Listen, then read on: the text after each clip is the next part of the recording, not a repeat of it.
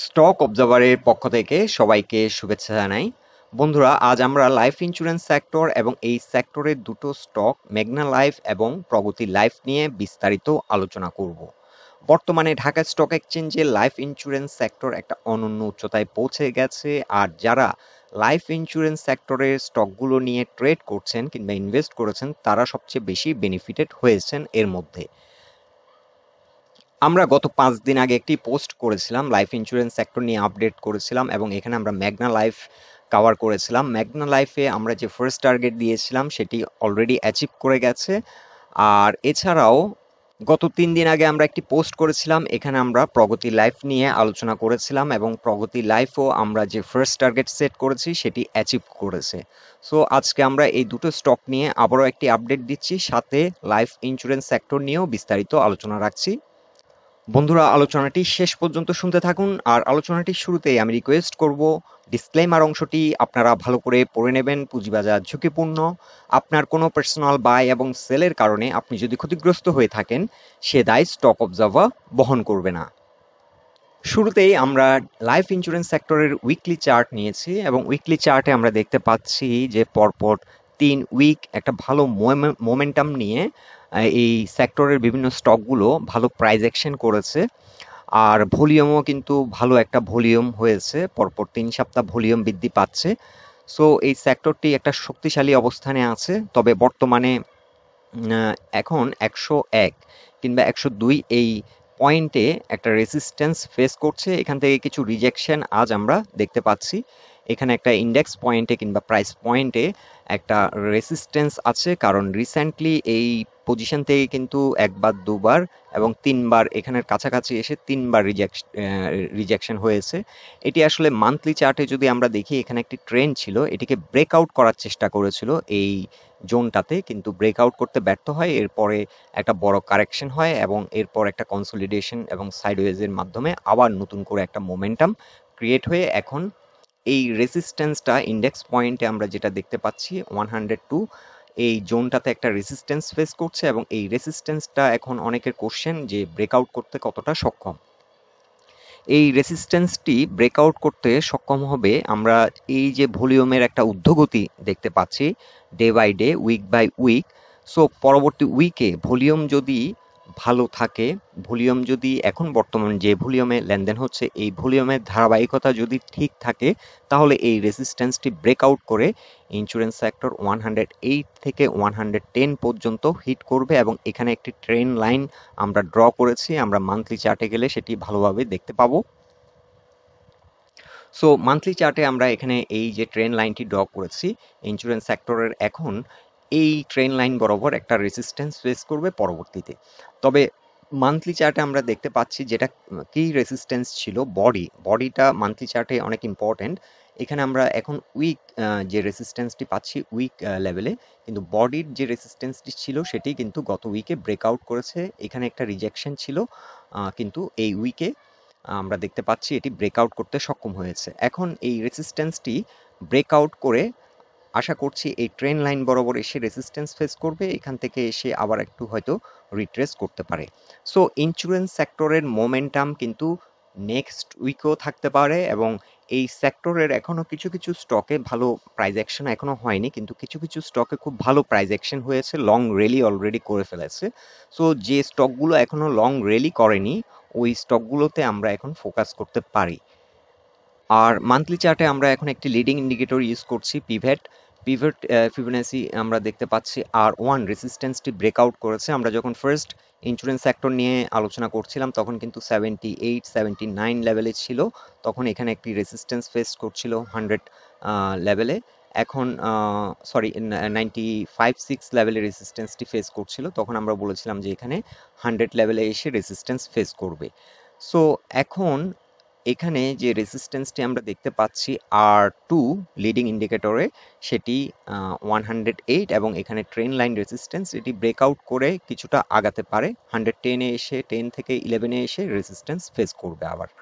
আর যারা যারা চিন্তা করছেন যে সাপোর্ট কোন লেভেলে অবস্থান করছে, এখন ইন্স্যুরেন্স সেক্টর 96 এই জোনটাতে এসে ভালো একটা সাপোর্ট পাবে, কারণ এটি যেহেতু তার প্রিভিয়াস যে একটি হাই ছিল সেটি ব্রেকআউট করেছে এই কারণে এসে এখানে ইন্ডেক্স পয়েন্ট আবার সাপোর্ট নিবে হচ্ছে 97.8-এ প্রথম একটা সাপোর্ট নেওয়ার চেষ্টা করবে। এরপরে আমরা উইকলি চার্টে আমরা R1 যে রেসিস্ট্যান্সটি ব্রেকআউট করেছে 96, এখানে এসে একটা সাপোর্ট অবস্থান করছে। সো 96.2 এটা একটা স্ট্রং সাপোর্ট, এবং এখানে ইন্ডেক্স পয়েন্টও যেহেতু এখানে ব্রেকআউট করেছে একটি পয়েন্ট, এখানেও সাপোর্ট আছে 95 থেকে 96। সো 95 থেকে 96 এখন স্ট্রং সাপোর্ট আমরা বলতে পারি লাইফ ইন্স্যুরেন্স সেক্টরের জন্য। এখন আমরা মেঘনা লাইফ ইন্স্যুরেন্স কোম্পানি লিমিটেড এই স্টকটির উইকলি চার্ট নিয়েছি, এবং উইকলি চার্টে আমরা দেখতে পাচ্ছি যে পরপর 3 সপ্তাহ ধরে কিন্তু একটা ভলিউমের ঊর্ধ্বগতি আমরা দেখতে পাচ্ছি, যেটি খুব স্ট্রং একটা মোমেন্টাম পেয়েছে এই স্টকটি। ভলিউমের সাথে কিন্তু প্রাইস অ্যাকশনের একটা কনসিস্টেন্সি আছে। আর এখানে আমরা ফার্স্ট টার্গেট সেট করেছিলাম আমাদের আগের আলোচনায় 92, এই জোনটাতে এসে আমরা বলেছিলাম একটা রেজিস্ট্যান্স ফেস করবে, এবং এটা আমরা বলেছিলাম আমাদের ফার্স্ট টার্গেট হতে পারে। সো এখান থেকে কিন্তু কিছুটা রিজেকশন হয়েছিল এই সপ্তাহে। আবার এখান থেকে কিন্তু নতুন করে মোমেন্টাম নিয়ে at the end of the week ক্যান্ডেলটি কিন্তু একটা এটাকে বলা হয় হ্যামার ক্যান্ডেল, একটা বুলিশ হ্যামার ক্যান্ডেল কিন্তু উইকলি চার্টে আমরা পেয়েছি, এবং এটি কিন্তু আজকে হল্টেড ছিল, অর্থাৎ এটি কিন্তু সেলারলেস অবস্থায় ছিল স্টকটি। সো এখানে উইকলি চার্টে যে রেজিস্ট্যান্সটি সেটি ব্রেকআউট করতে আমরা দেখতে পাচ্ছি যে ভলিউম এটি ব্রেকআউট করতে সক্ষম হবে।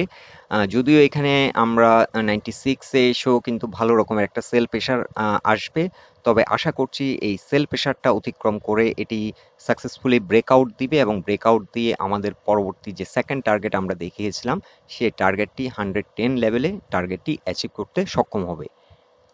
এছাড়াও মেঘনা লাইফ কিন্তু একটি গুরুত্বপূর্ণ পজিশনে আছে। আমরা মান্থলি চার্টে যদি মেঘনা লাইফের অবস্থান দেখি, মেঘনা লাইফ কিন্তু এইখানে 90 থেকে 99 এই জোন থেকে রিসেন্টলি একবার রিজেক্টেড হয়, এবং এখানে বড় একটা কারেকশনে পড়ে প্রায় 58 পর্যন্ত চলে আসে, এবং এখান থেকে আবার নতুন করে রিভার্সাল নিয়ে ফার্স্ট অ্যাটেম্প্ট করেছিল 90 এই জোনটাকে ব্রেকআউট করার, 92 এখানে ব্যর্থ হয়। আবার একটা রিট্রেসমেন্ট, এখন একটা আবার নতুন করে চেষ্টা করছে এটিকে ব্রেকআউট করার জন্য। সো এটি একটি কি পয়েন্ট, এবং এটি ব্রেকআউট করলে এই স্টকটি লঙ্গার হরাইজনে আমরা যদি চিন্তা করি, এটার গন্তব্য হবে 170 টাকা পর্যন্ত। এখানে 176 থেকে 180 পর্যন্ত এটি হাই ক্রিয়েট করেছিল। এই তার যে previous high, all time high, সেটিকে চেস করার একটা চেষ্টা করবে, এবং এটি যদি ব্রেকআউট দিতে পারে, সো লং টার্ম গন্তব্য কিন্তু অনেক বড় এবং অনেক লং। আর শর্ট টার্মে এটি 110-এ এসে একটা ভালো রকমের সেল প্রেশার ফেস করবে, এবং সেটি যদি ব্রেকআউট করে ফিবোনাচি পয়েন্টে আমরা উইকলি চার্টে যেটি আপনাদেরকে দেখিয়েছি, এখানে আমরা দেখেছি 110, এবং এটি যদি অ্যাচিভ করতে পারে পরবর্তী গন্তব্য হবে 148। তবে আমরা এখন যেহেতু আমাদের ফার্স্ট টার্গেট 92 অলরেডি হিট করেছে, আমরা আপাতত আমাদের ফার্স্ট টার্গেট সেট করব 110, এবং সেকেন্ড টার্গেট হবে 148। আর আপনারা হয়তো অনেকেই ভাবছেন যে এই টার্গেটটি খুব সহসা হয়তো মিট করতে পারে, কিন্তু এখানে কারেকশনও দিতে পারে, সেটিও আপনারা মাথায় রাখবেন। এখানে এই টার্গেটটি অ্যাচিভ করার পর আবার একটা কারেকশনে পড়তে পারে, কারেকশন দেওয়ার পর আবার নতুন করে মোমেন্টাম নিয়ে এখানে এসে আবার একটা রেসিস্ট্যান্স ফেস করবে, করার পর হয়তো এই গন্তব্যে পৌঁছাবে। সেক্ষেত্রে অনেক টাইম নিতে পারে, অ্যাট এ টাইম এই প্রাইস অ্যাকশনটা নাও হতে পারে, কিছু কিছু স্টকে হচ্ছে, কিন্তু সব স্টকের ক্ষেত্রে ইকুয়ালি পারফর্ম নাও করতে পারে, সেই বিষয়টি আপনারা মাথায় রাখবেন। আর মান্থলি চার্টে আমরা এখানে একটি ফিবোনাচি চার্ট ড্র করেছি। এটি বর্তমানে 38% রিকভারি দিয়েছে। এটি যে পজিশন থেকে পড়েছিল ওই পজিশন থেকে মান্থলি চার্টে লঙ্গার হরাইজনে আমরা দেখতে পাচ্ছি 38% কারেকশন দিয়েছে। এখন এই সাইকেলটাকে ব্রেকআউট করেছে, করার পর এখন নতুন করে এটি তার একটি সাইকেল হচ্ছে 107-107-ও কিন্তু 107.5 এখানে এসেও কিন্তু একটা ফিবোনাচি রেসিস্ট্যান্স ফেস করবে, এই বিষয়টি আপনারা মাথায় রাখবেন। এরপরে আরেকটি রেসিস্ট্যান্স আমরা ফিবোনাচি পয়েন্টে দেখতে পাচ্ছি 125। সো আপনারা চাইলে এই রেসিস্ট্যান্সগুলোও নোট করে নিতে পারেন। এছাড়াও এখানে কিন্তু একটা কাপ অ্যান্ড হ্যান্ডেলের মতো প্যাটার্ন কিন্তু ওভারঅল আমরা দেখতে পাচ্ছি। সো এই কাপ অ্যান্ড হ্যান্ডেল প্যাটার্নের সূত্র অনুযায়ী এটি কিন্তু 125 পর্যন্ত হাই ক্রিয়েট করতে পারে। সো এখানে অনেক পসিবিলিটি আছে, আপনারা আরও ভালোভাবে স্টাডি করতে পারেন। যারা যারা এগুলো নিয়ে আপনারা রিসার্চ করছেন, আপনারা আপনাদের মতো করে আরও অনেক কিছু এখান থেকে বের করতে পারেন। এখন আমরা উইকলি চার্টে প্রগতি লাইফ ইন্স্যুরেন্স এই স্টকটির অবস্থান যদি দেখি, এই স্টকটিও ম্যাগনা লাইফের মতো একটা স্ট্রং মোমেন্টামে আছে উইথ হিউজ ভলিউম। ভালো একটা ভলিউমে কিন্তু ভালো একটা প্রাইস অ্যাকশন হচ্ছে এবং নতুন করে একটা ট্রেন্ড আমরা দেখতে পাচ্ছি, এবং এই ট্রেন্ডটা তো আমরা আজকে যে উইকলি ক্লোজিং যে ক্যান্ডেলটি পেয়েছি সেটি কিন্তু বুলিশ হ্যামার একটি ক্যান্ডেল পেয়েছি। So usually bullish hammer candle detect করে যে পরবর্তী এটি পরবর্তী ট্রেডিং সেশনেও এটি বাড়বে। সো এটি যেহেতু উইকলি ক্যান্ডেল, সো আমরা আশা করছি পরবর্তী উইকও এই স্টকটি ভালো প্রাইস অ্যাকশন হবে। সো এই স্টকটির এখন টার্গেট হচ্ছে 164। এটি তার ফার্স্ট টার্গেটটি আমরা যেটি সেট করেছিলাম 140 লেভেলে, সেটি অলমোস্ট অ্যাচিভ করে গেছে। সো এখন অ্যাচিভ করে এটি আরও এখন ভালো একটা প্রাইস পয়েন্টে আছে, 147-এ এসে ক্লোজ হয়েছে। সো এখন আমাদের ফার্স্ট টার্গেট হবে 164। সো 164 এই জোনটা থেকে এর আগেও রিজেকশন হয়েছে, এবং এটি এই জোনে এসে ভালো রকমের একটা সেল প্রেশার আসবে, এবং এই সেল প্রেশারে হয়তো কিছুটা রিট্রেস করবে, করে আবার নতুন করে শক্তি নিয়ে এটাকে ব্রেকআউট করার চেষ্টা করবে।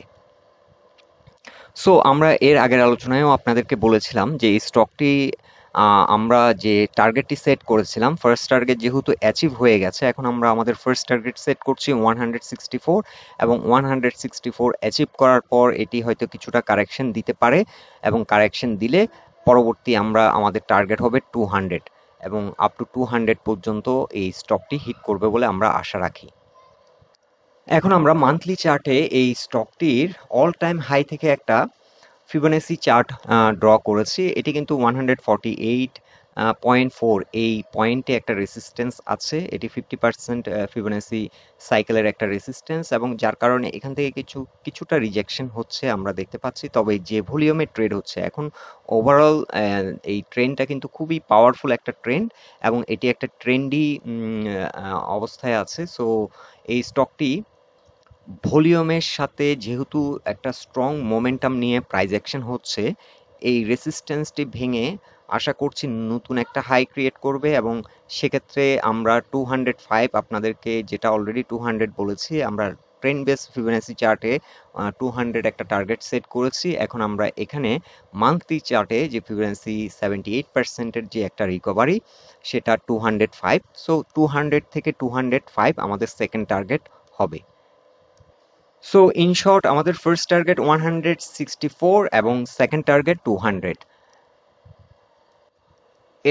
এছাড়াও যারা ডে টু ডে ট্রেড করেন তাদের জন্য কিছু রেসিস্ট্যান্স আমরা মেনশন করছি এখানে। 145-এ কিন্তু একটি রেসিস্ট্যান্স ছিল, 45.6-এ এই রেসিস্ট্যান্সটি আজকে ব্রেকআউট করেছে। এখানে একটি প্রাইস পয়েন্ট লেভেলে কিংবা ইন্ডেক্স পয়েন্ট লেভেলে একটি রেসিস্ট্যান্স ছিল, সরি প্রাইস পয়েন্ট লেভেলে একটি রেসিস্ট্যান্স ছিল, আর এখানে একটা প্রাইস পয়েন্ট লেভেলের রেসিস্ট্যান্স আমরা দেখতে পাচ্ছি 155। সো 155-এ এসেও কিন্তু একটা রেসিস্ট্যান্স ফেস করবে এই স্টকটি। আর আর যারা যারা চিন্তা করছেন এই স্টকটির সাপোর্ট কোন লেভেলে, এখন এই স্টকটির ক্ষেত্রে স্ট্রং সাপোর্ট হবে 140-তে এসে ভালো রকমের একটা সাপোর্ট পাবে। এছাড়াও এখানে যেহেতু একটি ব্রেকআউট করেছে 145, 145ও কিন্তু একটা সাপোর্ট হিসেবে কাজ করবে। সো লাইফ ইন্স্যুরেন্স সেক্টরের এই দুটো স্টকই ভালো পারফর্মিং স্টক, এবং এই দুটো স্টকেরই এখনো প্রাইস অ্যাকশন হওয়ার মতো যথেষ্ট স্কোপ আছে। সো আপনারা চাইলে এই স্টকগুলোকে আপনাদের ওয়াচ লিস্টে রাখতে পারেন, কিন্তু যারা যারা বাই করবেন কিংবা সেল করবেন সম্পূর্ণ নিজ দায়িত্বে নিজ ডিসিশনে করবেন। আমরা এখানে কাউকে কোনো বাই এবং সেলের নির্দেশনা দিচ্ছি না। সো বন্ধুরা, এটাই ছিল আমাদের ফাইন্ডিংস এই দুটো স্টক এবং এই সেক্টর নিয়ে। আপনারা আপনাদের মতামতগুলো আমাদেরকে কমেন্ট বক্সে জানাবেন। আলোচনাটি ভালো লাগলে অবশ্যই পোস্টটিকে লাইক দিন, বন্ধু বান্ধবের সাথে শেয়ার করুন। সাথে থাকার জন্য আপনাদেরকে অসংখ্য ধন্যবাদ।